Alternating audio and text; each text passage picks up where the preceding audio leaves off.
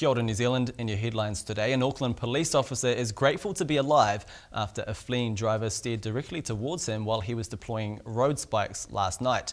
Two policemen were laying spikes in the suburb of Grey Lynn trying to stop a stolen car which had been used in an aggravated robbery when the vehicle then headed straight towards them.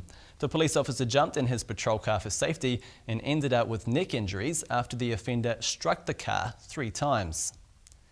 MPs will get to vote with their conscience on the controversial Sky City Convention Centre legislation.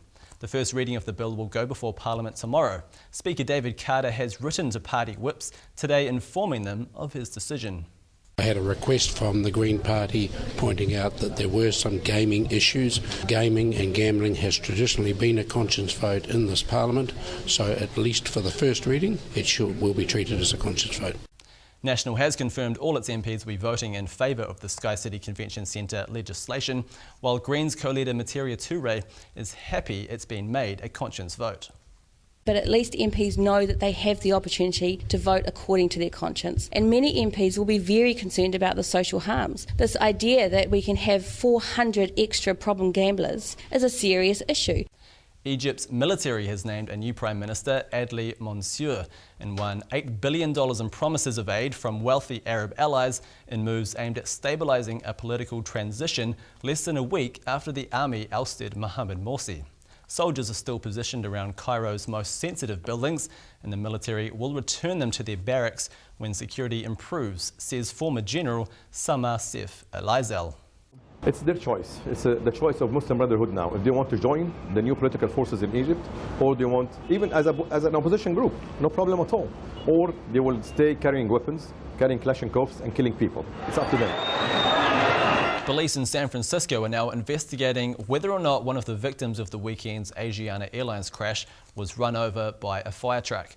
The Traffic Hit and Run unit is investigating suggestions the girl who was lying near an escape slide was accidentally killed by a fire engine. Investigations will also continue into the cause of the crash, with pilot error suspected. Back home, and foul weather in the south of the North Island is expected to last until the weekend. Heavy rain across Wellington is forecast for today, with 20 centimetres of new snow predicted on the Central Plateau.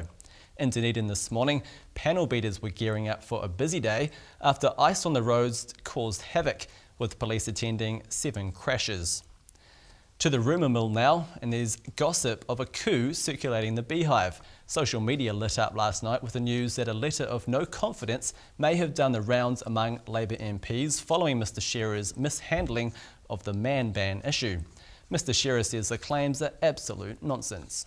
And yesterday was a classic example. You know, I went around and had a chat to people, and so did Grant Robertson, my deputy, and there was nothing there. So that's as sure as you can get, is asking people face to face.